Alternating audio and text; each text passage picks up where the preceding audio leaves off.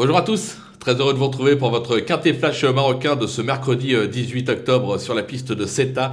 Ce sera l'occasion du prix Enzora, une course à réclamer pour 4 ans et plus. 2000 mètres sont programmés, 18 partants, une course franchement pas simple à décrypter. On a quelques chevaux qui sortent du lot, mais ça reste franchement très ouverte. On n'est pas à l'abri d'avoir quelques surprises à l'arrivée.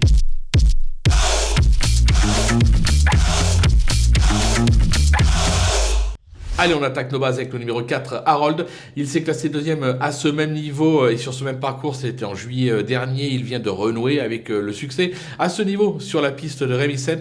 Je pense qu'il peut doubler la mise. C'est vraiment pour moi la base solide de cette épreuve. Le numéro 6, Sidfarafal, qui retrouve la distance de son unique succès enregistré en mars 2022. Elle va être montée en condition sur sa course de rentrée. Un conseil: ne la négligez pas. On va se méfier également du numéro 2, Coconut Sky, qui a montré d'incontestables moyens depuis ses débuts, notamment à 2 et 3 ans.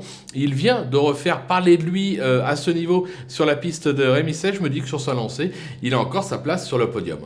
Du côté des opposants, le numéro 7, Décolle Calme Fall, sera, à mon avis, capable de brouiller les cartes. En effet, sa récente prestation à ce niveau sur la piste de Rémisen atteste sa forme actuelle. Elle a déjà bien fait sur la piste de Ceta. Si elle se sort du numéro 15 dans les stalles, ce qui n'est jamais évident, elle peut se placer. Le numéro 12, Guri Green, qui est plutôt régulier, même s'il lui manque la petite étincelle pour faire la différence. Il s'adapte à tous les tracés, il est bien placé dans les stalles. Je pense qu'il mérite un certain crédit. Le numéro 8, Disciple Fall. Alors, c'est pas une championne, c'est vrai, mais elle apprécie ce type de parcours et surtout, elle aura comme atout principal la monte avisée d'un certain Zouer Madi qui peut parfois faire des miracles avec les chevaux. Elle est capable de surprendre. Et enfin, le numéro 11, Carmine, qui a fait ses preuves au niveau supérieur par le passé. Elle descend de catégorie ce mercredi, associée au talentueux Kassem Fadoul. Je me dis qu'un rachat de sa part est tout à fait envisageable parce que franchement, sur ce qu'elle a montré ces derniers temps, elle vaut beaucoup mieux.